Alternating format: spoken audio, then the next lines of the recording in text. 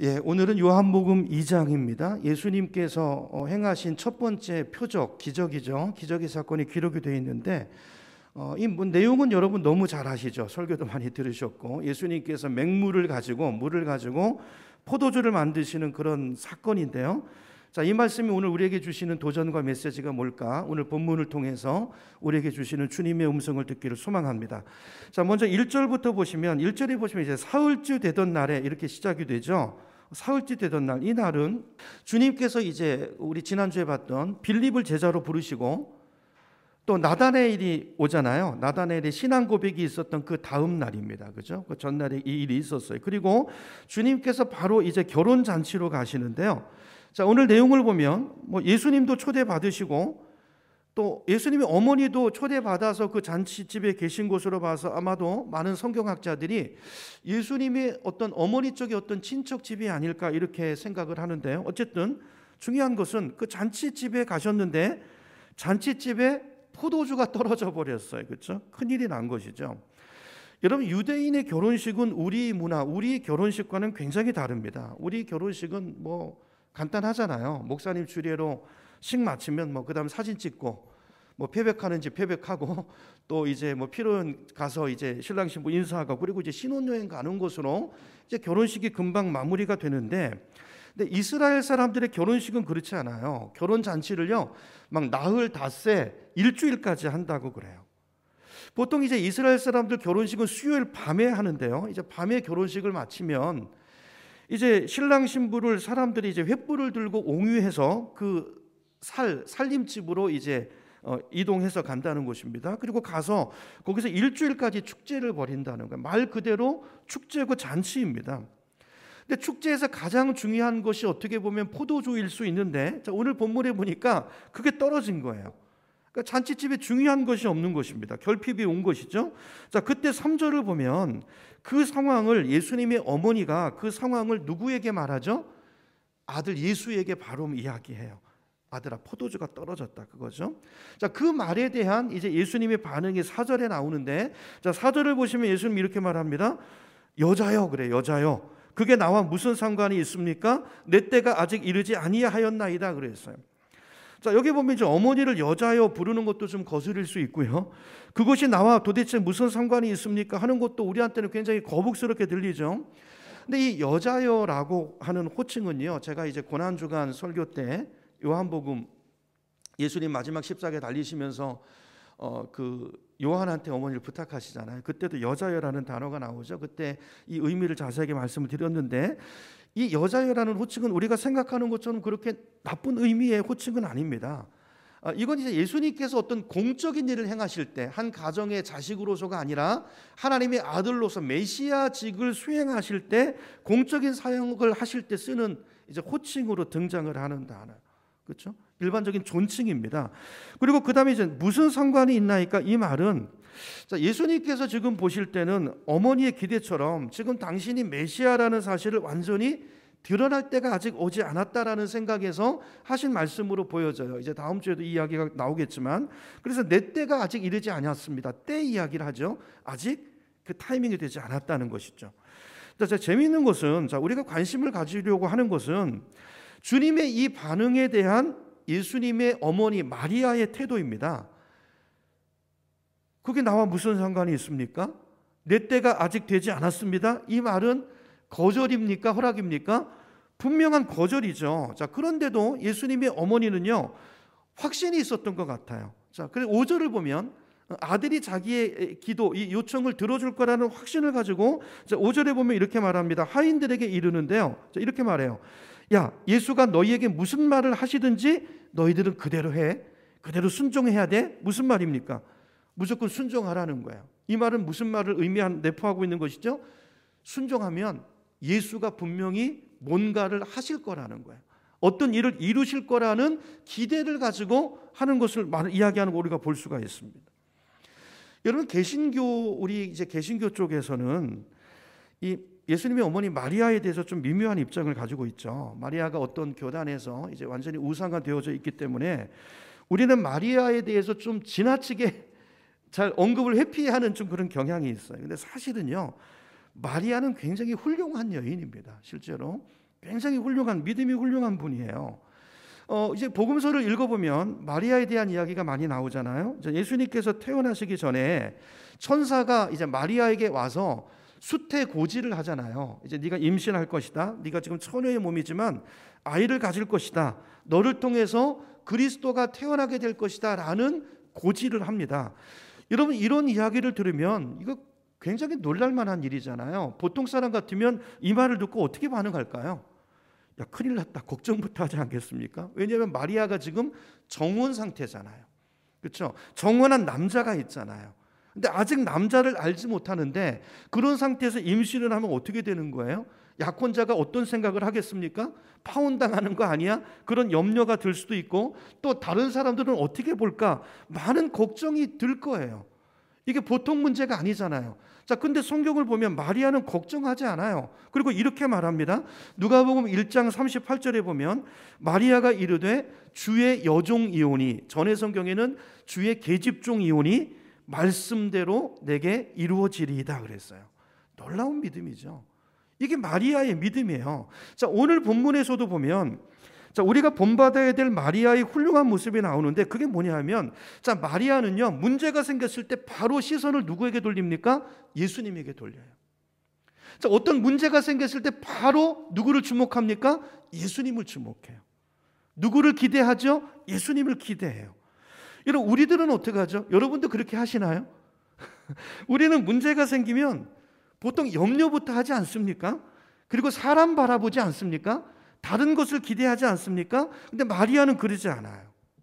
이게 단순한 사실 같지만 굉장히 중요한 것입니다. 어떤 문제가 생기고 내 삶에 결핍이 오니까 바로 주님을 주목하는 거예요. 그리고 예수님에게 그 문제를 고합니다. 그죠? 이게 첫 번째. 마리아를 통해서 우리가 마리아를 주목해서 보고 우리가 본받아야 될 점이에요. 자, 두 번째, 자, 마리아에게 배워야 될 두 번째 훌륭한 점은 뭐냐면 그의 믿음입니다. 믿음. 여러분, 믿음이 뭐라고 생각하세요? 믿음은 기대하는 것입니다. 상황이 어떠해도 그 신뢰를, 기대를 버리지 않는 것입니다. 오늘 본문에 보면 예수님께서 분명히 거절하는 것 같은 말씀을 하셨는데도 불구하고 마리아는 기대감을 내려놓지 않아요. 아니, 예수님께서 뭔가 뜻이 있을 거야, 분명히 뭔가를 하실 거야 라는 기대감을 가지고 우리는 우리의 일을 하자, 하인들에게 이야기하죠. 당부하죠. 야, 너희들 흔들리지면 안 돼. 예수님이 무슨 말씀을 하시든지 그대로만 해. 그대로 순종해야 돼. 기대감이죠. 기대감을 가지고 있어요. 이게 믿음이에요. 이게 믿음입니다. 저는 우리가 마리아의 이런 신앙의 모습을 많이 배워야 된다고 생각해요. 여러분, 금년 한 해를 살아갈 때도 여러분 삶에 어떤 문제가 생기든지, 그것이 큰 문제건 작은 문제든지 간에 첫 번째는 어떻게 해야 되죠? 예수님을 주목하는 것입니다. 예수님께 기도로 더 가까이, 기도로 여러분 예수님께 먼저 구하시는 것이 중요합니다. 결단하셔야 돼요. 나 이렇게 하겠다. 자, 두 번째는, 자, 기도하고 예수님을 바라봤으면요, 그분을 기대하는 거예요. 이게 신앙이라고 그랬죠? 기대감을 갖는 거예요. 주님께서 반드시 이 문제 가운데 역사하실 거야, 말씀하실 거야 라는 기대감, 그렇죠? 예수님을 신뢰하는 이 믿음이 두 번째 필요한 것이고요. 마지막 세 번째는 순종입니다. 순종. 무슨 말씀을 하시든지 그대로 하라. 여러분, 하나님의 말씀이 오면, 기도 가운데 주님의 음성이 오면 그대로 하시기 바랍니다. 내 생각을 섞지 마세요. 하나님의 말씀을 내 이성으로 제한하지 마세요. 내 생각에 내려놓으시기 바랍니다. 물을 채우라고 하시면 아기까지 채우세요. 갖다 주라고 하면 갖다 주는 것입니다. 연회장에게 이게 물일 텐데 이거 갖다 줬다가 내가 봉변당하는 거 아니야? 망신당하는 거 아니야? 이런 걱정이 앞서면 내 생각과 판단과 기준으로 말씀을 제한하기 시작하면 순종하지 못합니다. 우리 신앙은 거기까지인 거예요. 그러니까 믿음으로 사는 게 아니라 대부분이 자기 생각으로 살아요. 여러분, 이 세 가지 다시요, 어떤 문제가 생겼을 때 주님께 시선을 두는 거예요. 그리고 주님께 바로 아뢰는 것입니다. 그리고 그분을 기대하는 것입니다. 뭔가 행하실 것을 기대하고 바라보는 것입니다. 그리고 그분의 말씀을, 오늘 내가 할 수 있는 순종을 순종하는 거예요. 이 세 가지가 있을 때 우리 삶에 역사가 일어나는 줄로 믿습니다. 중요한 것은 자, 우리가 이제 요한복음을 읽어가면서 계속 우리가 던질 질문은 이거예요. 매 예배 때마다 예수 그는 누구인가? 예수님이 어떤 분이신가를 찾으셔야 돼요. 예수님이 어떤 분이신가? 그분의 성품이 뭐고 그분은 어떤 분이신가? 여러분, 예수님은 하나님을 우리에게 보여주기 위한 분이라고 그랬죠. 예수님이 어떤 일을 하시고 어떤 말씀을 하시고 하는 것은 전부 하나님이 어떤 분인가를 우리에게 보여주기 위함이라는 걸 여러분 염두에 두셔야 돼요. 자, 그래서 오늘도 이제 그 부분을 찾아보려고 합니다. 자, 오늘 본문에 나타난 예수님은 어떤 분이십니까? 자, 어떤 분이죠? 오늘 본문에 보니까 지금까지 말씀드린 것을 근거로 해서 본다면 예수님은요, 우리가 어떤 것을 포기하지 않고 끈질기게 기도하고 구하면 그것을 주시는 분이라는 거예요. 자, 예수님에 대한 어떤 이런 정보들, 이런 것 우리 마음속에 정리하는 게 굉장히 중요합니다. 자, 오늘 본문에도 보세요. 예수님께서 처음엔 그 어머니 마리아 얘기를 듣고 나와 무슨 상관이 있습니까? 분명히 안 된다고 얘기하신 거예요. 그럼에도 불구하고 마리아가 계속해서 기대감을 가지고 하인들에게 야, 너희들 주님이 무슨 말씀을 하시는지 그대로 해야 돼? 자, 그러면서 기대하니까 그죠?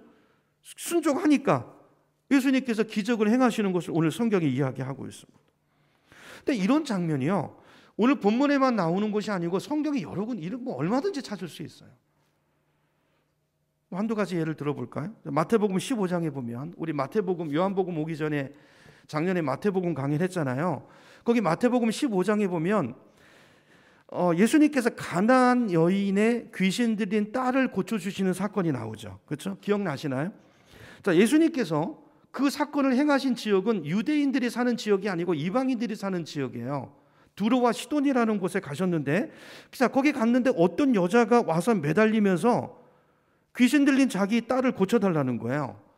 근데 예수님은 계획이 있으시거든요. 예수님의 계획, 복음 전도 계획이 뭐냐면 먼저 이스라엘의 복음을 전하는 것입니다. 그리고 그들을 통해서 그 복음이 이방인들에게 흘러가게 하는 것이 예수님의 계획이셨어요. 근데 이방인 여인이 막 매달리니까 이건 계획과 예수님의 계획과 다른 거잖아요. 그래서 예수님께서 이제 결과적으로 보면 테스트하시는 것이지만 심한 말씀을 하세요. 그래서 일단 거절하시는 내용이 나와요. 그게 마태복음 15장 26절입니다. 제가 읽어볼게요. 자, 예수께서 이르시되 자녀의 떡을 취하여, 여기 자녀는 누구를 말하는 거죠? 유대인들, 이스라엘 백성들을 말하는 거예요. 자, 자녀들의 떡을 취하여 개들에게, 개는 누굽니까? 이방인, 이 가나안 여인을 지칭하는 거예요. 이방인 여인 보고 개라고 얘기하는 거죠. 개들에게 던짐이 마땅치 아니하니라. 여러분, 정말 심한 말씀이지 않나요? 여러분, 이 말씀 들으면 어떻게 하시겠어요? 그죠? 근데 이 여인은요, 그 말을 듣고도 물러서지 않습니다. 그리고 그 다음 27절에 보면 이렇게 말해요. 여자가 이르되 주여 올소이다마는, 맞는 말씀입니다. 그러나 개들도 제 주인의 상에서 떨어지는 부스러기는 먹지 않습니까? 대단한 믿음이죠. 그 부스러기 믿음이라도 괜찮다는 거예요. 지금 내가 당하는 멸시, 당장의 모멸, 이거 중요한 거 아니라는 거예요. 중요한 것은 그분에 대한 기대예요. 기대. 그죠? 그분이 역사하시면 이 내 딸의 이 질병을 고쳐주실 것이라는 분명한 믿음과 기대가 어떤 것도 뛰어넘도록 이 여인을 붙들고 있는 것이죠. 그 믿음을 보시고 주님이 뭐라고 말씀합니까? 28절에 보니까 여자여 내 믿음이 크도다 그랬어요. 크도다. 내 소원대로 되리라 하시니 그때로부터 그의 딸이 나으니라. 이런 믿음이 뭐죠? 믿음은 기대하는 것입니다. 어떤 상황에도 불구하고 그 기대를 놓지 않는 거예요. 그 기대를 내려놓지 않는 것입니다. 그게 믿음이 좋은 거라는 거예요. 믿음이 크도다. 이런 믿음이 큰 믿음이 있고 작은 믿음이 있어요. 믿는 것 같은데 조그만 시련이 오고 그러면 금방 낙심해버리고 좌절해버리는 믿음, 작은 믿음이죠. 작은 믿음이죠. 가끔 하나님께서 우리의 기대와 다르게 반응하고 말씀하실 때가 있어요. 왜요? 우리의 믿음을 단단하게 하시기 위함이에요. 우리의 기대감을 키우시는 것입니다. 믿음이 무언가를 우리에게 알려주시기 위함인 것입니다. 여러분, 여기 마태복음 15장에 나오는 이 가나안 여인의 믿음이요, 바로 오늘 본문에 나오는 마리아의 믿음인 거예요. 포기하지 않는 믿음이에요. 낙심하지 않는 믿음이에요. 그분을 기대하는 믿음이에요. 여러분, 금년 한 해 저와 여러분의 믿음이 이런 믿음이 되기를 축복합니다. 이게 왜 중요하냐면요, 우리가 믿는 하나님은 인격이시기 때문에 그래요. 여러분, 하나님은 어떤 절대적인 원리가 아닙니다. 원칙이 아니고 개념이 아니에요. 하나님의 인격이세요. 그분은 우리가 잘하면 기뻐하시고요, 우리가 잘못하면 마음 아파하시고요, 슬퍼하시고요. 우리가 간절히 매달릴 때는 막 떼를 쓰잖아요. 그러면 어떨 때는 여러분 자녀 키울 때 그러시죠. 아니 잘못된 거 알면서도 하도 떼쓰면 일단 좀 타협하잖아요. 하나님이 그러세요. 우리를 대할 때도 때로는 마음이 약해져 가시고 뜻을 바꾸기도 하시는 하나님은 인격이시라는 걸 기억하시기 바랍니다. 하나님 이렇게 완고하고 절대 이런 분이 아니시고 인격이세요. 그분은 인격. 우리 자녀를 대하는 부모의 인격이 누구에게서 온 것이냐? 하나님 아버지의 형상으로부터 온 것입니다. 인격이에요, 인격. 예를 들어 볼까요? 열왕기하 20장에 보면 여러분 잘 아시는 유명한 히스기야 왕의 이야기가 나오죠. 거기 20장 1절을 보면 이렇게 되어 있습니다. 제가 읽어볼게요. 그때 히스기야가 병들어 죽게 됐어요. 자, 병이 왔는데 선지자가 옵니다. 자, 이사야 선지자가 하나님의 말씀을 받아가지고 와서 뭐라고 말씀합니까? 여호와의 말씀이 너는 집을 정리하라. 내가 죽고 살지 못하리라. 뭐죠? 하나님의 뜻이에요. 이 병은 죽을 병이다. 이제 정리해라. 이게 하나님의 뜻이라고요. 선지자를 통해서 하나님의 뜻이 왔어요. 근데 히스기야가 어떻게 하죠? 포기하고 짐 쌉니까? 아니에요. 2절을 보니까 히스기야가 낯을 얼굴을 벽으로 향하고 하나님께 간절히 기도합니다. 3절에 보니까 심하게 통곡하면서 기도했다고 그랬어요. 자, 그랬더니 어떻게 되죠? 결과가 어떻게 됩니까? 하나님의 생각을 바꾸세요. 4절을 보면 왕에게 하나님의 뜻을 전하고, 여러분 보세요. 선지자가 왕에게 당신 죽을 거다 그 말을 전해놓고 뒤통수가 시큰시큰하겠죠. 왕이 또 자객을 보내서 그래서 지금 빨리 돌아가는 이사야에게 하나님의 말씀이 급하게 임해요. 그 왕궁을 벗어나기도 전 하나님의 말씀이 임합니다. 5절 보세요. 5절. 너는 돌아가서 내 백성의 주권자 히스기야에게 이르기를 왕의 조상 다윗의 하나님 여호와의 말씀이 내가 너의 기도를 들었고 너의 눈물을 보았노라. 내가 너를 어떻게 하리니? 낫게 하리니 그랬어요. 아까는 죽는다고 그랬잖아요. 낫게 하리니 네가 3일 만에 여호와의 성전에 올라가겠고 6절 내가 내 날에 몇 년을 더 해주세요? 15년을 더 살려주세요. 생명을 연장해 주세요. 뿐만 아니라 이 도성을 아수르 왕의 손에서 구원할 것이라는 약속을 주십니다. 무엇을 말하는 것입니까? 여러분 하나님은 우리의 기도, 간절한 기도에 약하시다는, 마음이 약하시다는. 출애굽기 32장에도 보면요, 이스라엘 백성이 금송아지 우상을 만들어 놓고 섬기는 것을 하나님이 보고 화가 많이 나세요. 그래서 모세에게 이렇게 말씀합니다. 출애굽기 32장 9절을 보니까 내가 이 백성을 보니 목이 뻣뻣한 백성이로다. 10절 그런즉 내가 그들을 어떻게 하고 진멸하고. 이제 이스라엘 진짜 목이 뻣뻣하고 말도 안 듣고 이제 그만하고 내가 너로 다시 시작하겠다. 너로 큰 나라가 되게 하리라 그랬어요.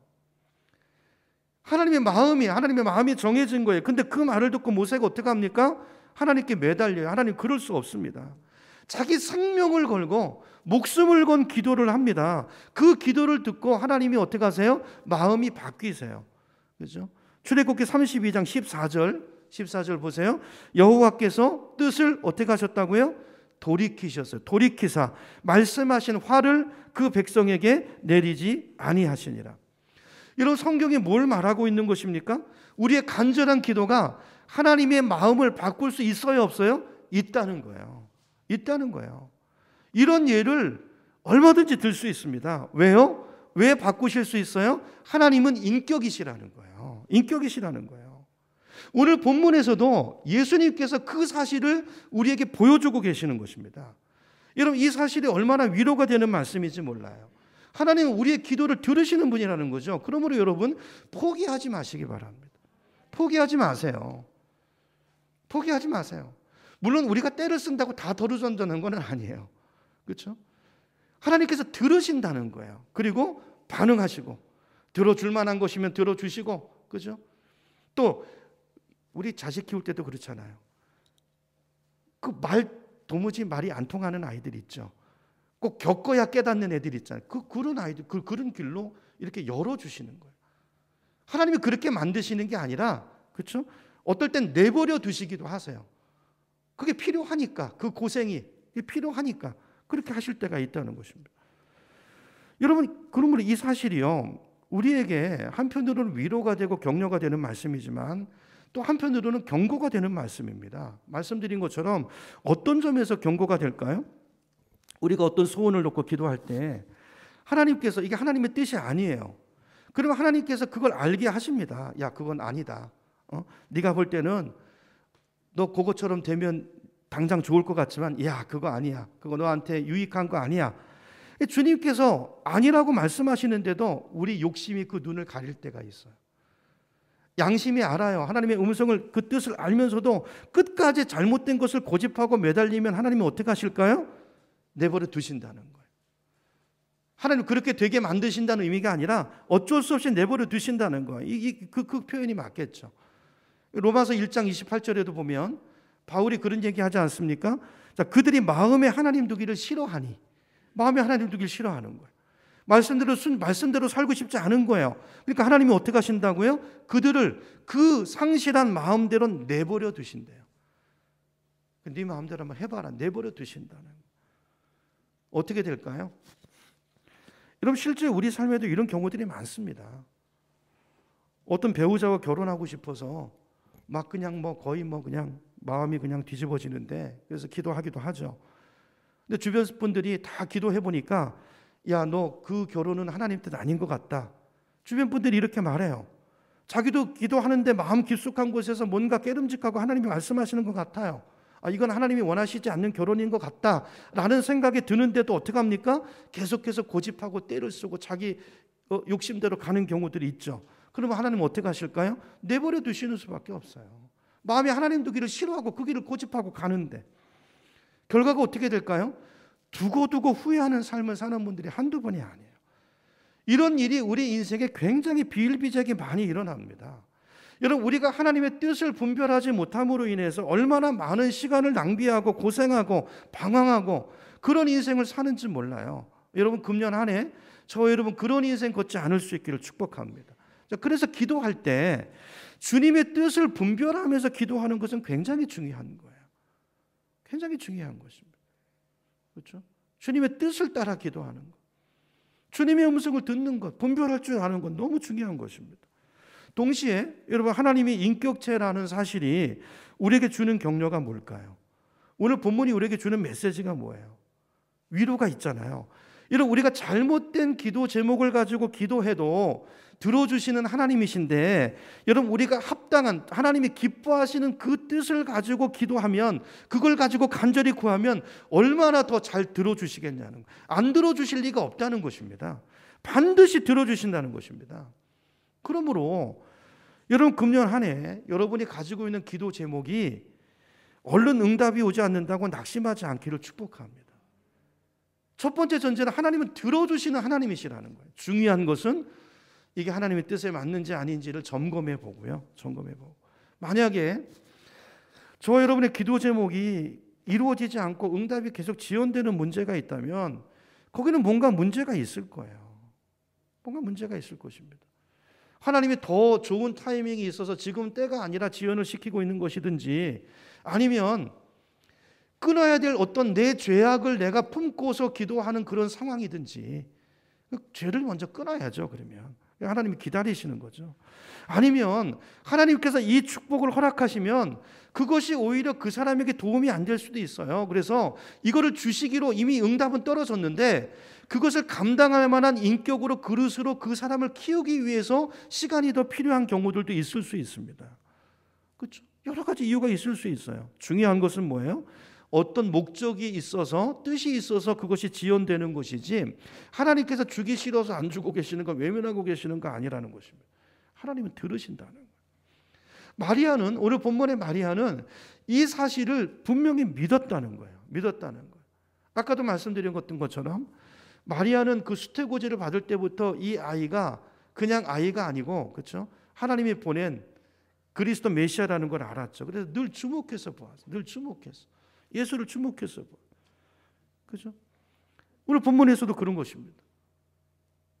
예수를 기대하고 신뢰했던 거예요. 주님께서 이 믿음을 보신 것이고 그 믿음에 감복하셔서 물을 포도주로 바꾸시는 그런 기적을 이 현장에서 행해 주신 줄로 믿습니다. 자, 그래서 이제 7절에 보면 예수님이 드디어 말씀하시죠. 마리아의 기대대로. 마리아가 기대하잖아. 무슨 말씀을 하시는 그대로 해. 주님의 말씀이 오기 시작합니다. 7절에 항아리에 물을 채우라 그러셨어요. 그러니까 하인들이 어떻게 하죠? 그대로 해요. 마리아가 당부한 대로 그대로 합니다. 물을 어디까지 채워요? 아귀까지 채워요. 아귀까지. 여러분, 순종은 이렇게 하는 것입니다. 저 여러분도 금년 한 해 주님의 말씀이 오면 이렇게 하시는 한 해가 되기를 축복합니다. 말씀을 가까이 그대로. 그죠? 8절에 보니까 자, 이제는 떠서 연회장에게 갖다 주라 말씀하니까 어떻게 해요? 그대로 해요. 그대로. 연회장에게 떠서 갖다 줍니다. 물이 언제 포도주로 바뀌었을까요? 몰라요. 분명한 것은 이 순간에는 아니었을 거예요. 이 순간에는. 그죠? 변해서 갖다 준 거 아니고 상황이 어떠하든지 주님의 말씀이니까 순종하는 거예요. 이 자세가 너무 중요해요. 자, 그랬더니 연회장이 그 포도주를 맛보고는 이제 연회장이 마시는 순간에 포도주가 변했죠. 언제 변했는지 모르지만 그걸 맛보고 깜짝 놀랍니다. 왜냐하면 포도주가 너무 맛있어가지고. 여러분, 보통은 10절에 보니까 사람마다 먼저 좋은 포도주를 냅니다. 그렇죠? 그리고 좀 술 취하면 감각이 떨어지면 낮은 것을 내는 것이 보통인데, 아니 그대는 지금까지 어떻게 더 좋은 포도주를 두었도다 신랑을 칭찬하죠. 자, 이 사건을 보면서 우리는 이제 두 가지 질문을 하게 돼요. 두 가지 질문. 이 두 가지 질문으로 이제 오늘 설교를 이제 정리하려고 하는데요. 첫 번째는 뭐냐면 이 사건이 예수님께서 물로 포도주로 만든 이 사건이 진짜 일어난 일인가 하는 거예요. 여러분, 성경을 읽을 때 어떻게 읽으세요? 그냥 무조건 믿습니까? 그러니까 진짜 일어난 일인가? 혹시 요한이 꾸며낸 이야기는 아닌가? 덧붙인 것이 아닌가? 성경이 신화인가? 실제인가? 두 번째는 진짜라면, 물로 포도주로 바꾼 것이 사실이라면 예수님께서 어떤 의미로 이런 기적을 행하셨는가? 그리고 그것이 의미하는 바는 무엇인가? 라는 질문인데요. 간단하게 정리를 하려고 합니다. 우선 첫 번째로 이게 진짜일까 하는 질문이에요. 여러분, 물로 포도주를 만드는 것이 가능한 일입니까? 맹물이 포도주로 바뀔 수 있나요? 이거 우리 상식적으로 불가능한 일이잖아요. 과학적으로 볼 때 있을 수 없는 일입니다. 왜냐하면 포도주를 만들려면 물만 있어가지고는 될 수가 없죠. 포도가 있어야 되고요. 효소도 있어야 되고요. 또 발효가 되기 위한 시간도 필요해요. 시간도. 근데 즉시로 그런 것들이 다 없고 물이 포도주로 된 것은 과학적으로 상식적으로 전혀 불가능한 이야기입니다. 자, 이 사건을 어떻게 볼 거냐는 거예요. 자, 요한이 말하는 게 뭔가를 우리가 이제 캐치할 필요가 있는데요. 근데 이제 불가능한 상황이에요. 근데 그 일이 이루어졌다는 거예요. 요한이 말하고 싶은 게 뭘까요? 이게 불가능한 일이지만 누가 개입하면 이 불가능한 일이 가능해지는 것입니까? 하나님이 개입하시면 가능한 일이죠. 왜냐하면 하나님은 무에서 유를 창조하시는 분이시니까. 그렇죠? 창세기를 보면 1장에부터 그게 나오죠. 여러분, 창세기 1장을 못 믿는 분은 성경을 믿을 수가 없어요. 성경은 하나님의 창조로부터 시작합니다. 하나님의 태초에 천지를 창조하신다죠. 그죠? 말씀으로 온 우주를 만드시고 달과 별과 해를 만드시고 물고기를 만드시고 나무를 만드시고 온갖 것을 만드신 그 창조주 하나님의 그 능력이 이 자리에 역사한다면 물이 포도주로 변하는 것은 별일 아닌 것이죠. 충분히 가능한 일이라는 거죠. 그러니까 사도 요한이 요한복음 2장에서 말하고 싶은 것은 바로 그거예요. 예수가 그리스도라는 것입니다.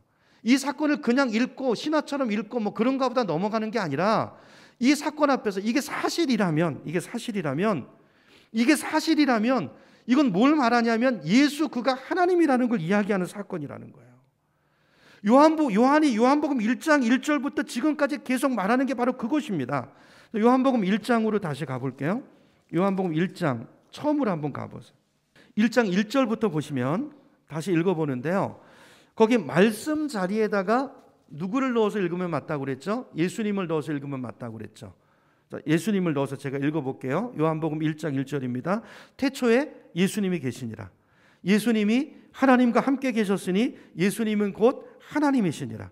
예수님이 태초에 하나님과 함께 계셨고 만물이 예수님으로 말미암아 지은 바 되었으니 지은 바 된 것이 존재하는 것이 하나도 예수님 없이 된 것이 없느니라. 14절로 가보세요. 1장 14절. 우리말 성경에만 빠져 있어요. 지금 개역 개정에만.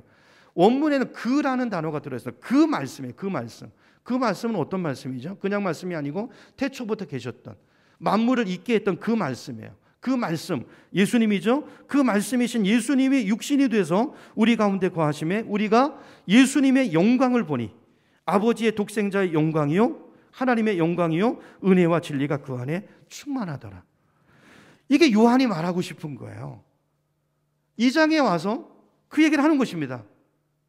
그 예수, 그 말씀이 여기 육신으로 오신 이 예수가 그리스도이시고 이 예수가 하나님이심으로 이 사건이 일어났다는, 이런 그 사실이에요. 사실.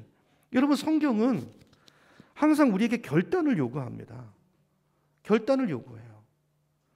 여러분, 오늘 본문의 말씀이 정말 실제로 일어난 사건이라고 한다면 이건 엄청난 사건이잖아요. 근데 만약에 사실이 아닌데 요한이 이건 성경에 기록해 놨다고 한다면 우리는 지금 엄청난 사기극에 말려들고 있는 거예요. 둘 중에 하나입니다. 이건 엄청난 사기극이든지 이게 사실이라면 그러면 예수가 하나님이라고 그 고백과 그 주님 앞에 무릎을 꿇고 예수를 영접하든지, 둘 중에 하나를 선택하라고 요한이 지금 우리에게 2장부터 요구하는 거예요. 여러분, 예수님은 항상 우리에게 결단을 강요하세요. 중간은 없어요, 여러분.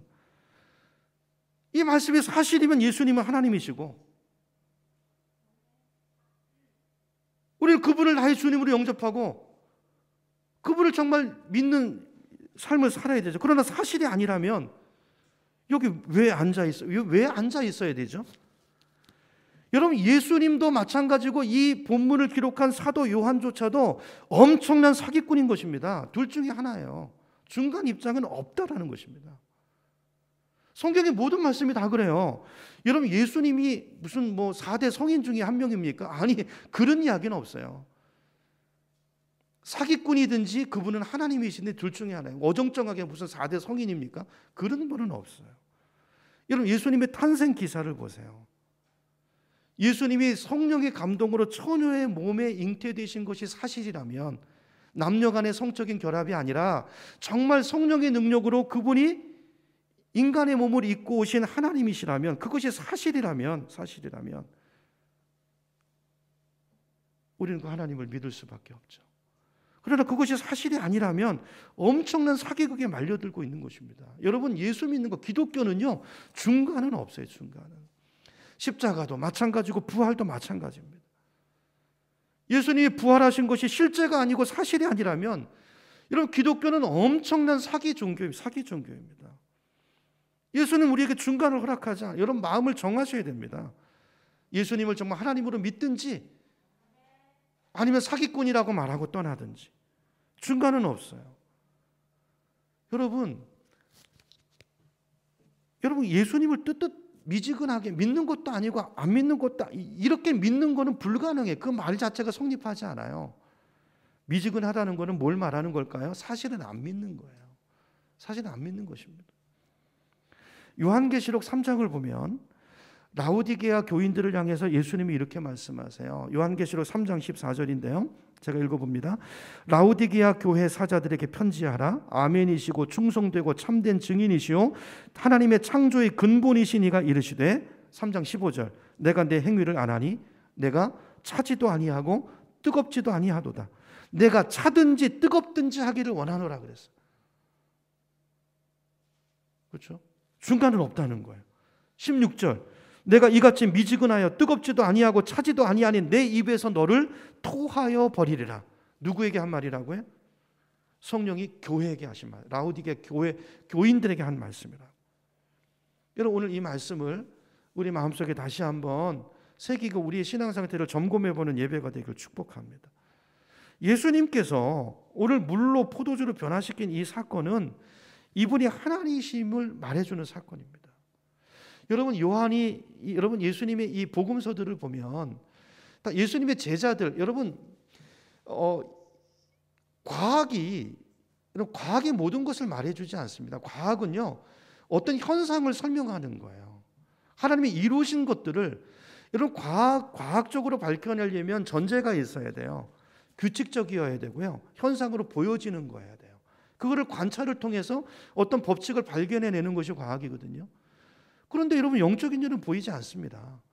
그리고 기적은 단회적인 사건이기 때문에 예를 들면 홍해바다가 갈라진 사건, 단회적인 사건이에요. 그걸 관찰해서 과학으로 발견할 수 없습니다. 과학으로 입증되지 않는 거는 내가 믿지 않는다는 태도를 견지하는 현대인들이 요즘 많잖아요. 그렇죠? 그게 얼마나 어리석은 일인지 아십니까? 그렇잖아요. 정말 중요한 일은 현상으로 측정되지 않아요. 그렇죠? 그 선택입니다. 믿음이죠, 믿음. 진화론은 과학이고 창조론은 신앙, 그렇지 않습니다. 둘 다 신앙이에요. 무엇을 믿을까에 대한 선택입니다. 자, 그렇다면 오늘 예수님께서 이런 기적을 베푸신 이유가 뭔가? 그 답이 이제 2장 11절에 나오는데요. 2장 11절을 우리 한번 같이 읽어볼까요? 2장 11절 말씀입니다. 시작. 예수께서 이 첫 표적을 갈릴리 가나에서 행하여 그의 영광을 나타내심에 제자들이 그를 믿으니라. 이 영광은 누구의 영광이라고 그랬죠? 아까 1장 14절에 보니까 하나님의 영광이에요. 당신의 하나님이시라는 영광을 이 사건을 통해서 드러내셨다는 거죠. 그렇죠? 그걸 보고 사람이 할 수 없는 일이잖아요. 아, 이분이 하나님이시구나라는 걸 믿었다는 거죠. 자, 여기 11절 말씀에서 우리가 주목할 단어가 두 가지입니다. 첫째는 표적이라는 단어예요. 자, 요한이 기적이라고 하지 않고 표적이라는 단어를 썼고요. 그 다음에 그 표적을 보고 제자들이 그를 믿었대요. 누구로요? 아, 예수가 하나님이다라는 사실을 믿었다는 것입니다. 이게 표적을 행하신 이유라는 것이죠. 왜요? 그가 하나님이심을 믿게 하기 위해서, 하나님이 아니면 할 수 없는 일을 주님께서 행하셨다는 거예요. 그 첫 번째 표적이 바로 물로 포도주를 바꾼 사건이라는 거죠. 여러분, 지난 주일날에 봤던 나다나엘이 예수를 믿게 된 사건 기억나시나요? 처음에 빌립에 가서 야, 내가 메시아를 만났어. 그러면서 갈릴리 출신이라고 그러니까 나다나엘이 뭐라고 그랬죠? 야, 나사렛에서 무슨 선한 게 날 수 있냐? 처음에 깔봤던 사람이 나다나엘이에요. 빌립이 그 얘기 듣고 뭐라고 그러죠? 와서 보라 그랬죠. 그래서 와서 예수님을 봤어요. 마지못해서 예수님을 만났는데, 자, 그때 예수님께서 어떤 말씀을 하셨습니까? 네가 무화과 나무 아래 앉았을 때부터 내가 너를 알았다고 그랬잖아요. 그렇죠? 그러니까 자기만이 가지고 있었던 자기만 아는 어떤 사실을 예수는 그 자리에 있지도 않았는데 그걸 그대로 이야기하시는 거예요. 그걸 보면서 아, 이분은 초자연적인 능력을 가지신 하나님이구나라는 것을 그 순간에 나다나엘이 깨달은 것입니다. 저도 이런 영적인 체험을 많이, 사실은 저도 이렇게 예수님을 믿은 사람이거든요. 저도. 그리고 나서 나다나엘이 고백한 고백이 나오는데요. 자, 보세요. 1장 49절에 보세요. 자, 48절에 그 일이 있고 나서, 예수님 말씀을 듣고 나서 49절에 나다나엘의 고백이 나옵니다. 랍비여, 당신은 하나님의 아들이시군요. 그 초자연적인 능력을 행하는 걸 보니까 하나님의 아들이시고 당신은 이스라엘의 진정한 메시아이십니다. 왕이십니다. 그렇게 고백해요. 그러니까 예수님의 대답이 50절에 나옵니다. 50절에 보세요. 뭐라고 말씀합니까? 예수께서 이르시되 내가 너를 무화과 나무, 너의 개인적인 체험, 그 과거에 그거를 내가 너에게 알렸다고 해서 나를 믿느냐? 네가 이보다 더 큰 일을 보리라. 더 큰 일이 뭘까요? 2장의 이 사건인 것입니다. 그렇죠? 본질적으로 바꾸시는 이 사건, 더 큰 일을 보리라. 51절 또 이르시되 진실로 너희에게 이르노니 하늘이 열리고 하나님의 사자들이 인자 위에 오르락내리락 하는 것을 보리라 하시니라. 이건 창세기에 이제 그 야곱의 체험을 가지고 온 건데요. 여기 많은 신학적인 의미가 있어서 나중에 말씀드릴 계기가 있을 거고요. 어쨌든 네가 너 개인적인 그 체험, 그걸 통해서 감탄하지만 앞으로 나를 통해서 훨씬 더 많은 메시아적인 내가 하나님이라는 증거들을 경험하게 될 거라. 그렇죠? 그 이야기를 하신 첫 번째 표적이 바로 오늘 본문의 사건인 것입니다. 이런 표적이라고 하는 것은 사인이라는 뜻이에요. 사인. 그러니까 다시 말해서 예수님이 행하신 기적을 표적이라고 말하는 것은 그것이 기적 자체로 끝나는 것이 아니라 의미가 있고 가리키는 방향이 있고 메시지가 있다는 거예요. 그 의미가 뭘까요? 메시지와 방향이 뭘까요? 예수가 하나님이라는 거예요. 예수가 하나님이시다는 것을 보여주기 위한 기적, 그걸 표적이라고 해서 요한이 요한복음에다 그걸 정리해서 기록해 놓고 있는 것입니다. 그러니까 표적의 의미는 두 가지예요. 첫 번째는 예수가 하나님이시다. 첫 번째고요. 두 번째는요, 이제 예수의 메시아의 시대가 도래했다는 거예요. 이제 메시아의 시대가 지금부터 시작되었다라는 것을 그 표적을 통해서 가르쳐 주는 것입니다. 여러분, 이제 메시아에 대한 구약의 선지자들의 많은 예언들이 있는데요. 그 예언들을 보면 장차 메시아가 오시면 이제 새로운 이런 일을 행하실 것이고 이런 새로운 시대의 장을 열어가실 것이다라는 예언들이 많이 나오는데요. 이제 그 중에 하나를 보면 메시아가 와서 이루실 시대적인 특징 중에 하나가 뭐냐면 풍요입니다. 풍요를 주신다는 거예요. 지금 당시 이스라엘 백성들은 하나님의 나라이면서 백성이면서도 얼마나 많은 결핍 속에 있습니까? 로마의 압제 가운데 있고 너무 못 살고 굶주리고 그렇게 살고 있지만 이제 메시아가 오시게 되면 그 메시아를 기다리고 있었잖아요. 메시아의 시대가 열리기 시작하면 너희들의 삶이 풍요로 바뀔 것이다 라는 예언이 구약에 가득 차 있습니다. 그 중에 한 군데를 보려고 하는데요. 자, 아모스서 9장 13절로 가보겠습니다. 성경을 한번 찾아볼까요? 자, 아모스서 9장 스크린을 보셔도 됩니다. 자, 이렇게 말씀하죠. 자, 여호와의 말씀이니라. 보라, 날이 이를지라. 자, 메시아가 올 날이 이를지라. 자, 그때 메시아가 오면 파종하는 자가 곡식 추수하는 자의 뒤를 이으며, 무슨 말입니까? 곡식을 지에 막 뿌렸는데 바로 파종하는 자가 뒤따라오는 거예요. 그러니까 씨를 뿌리자마자 열매가 맺힌다는 거죠. 그렇죠?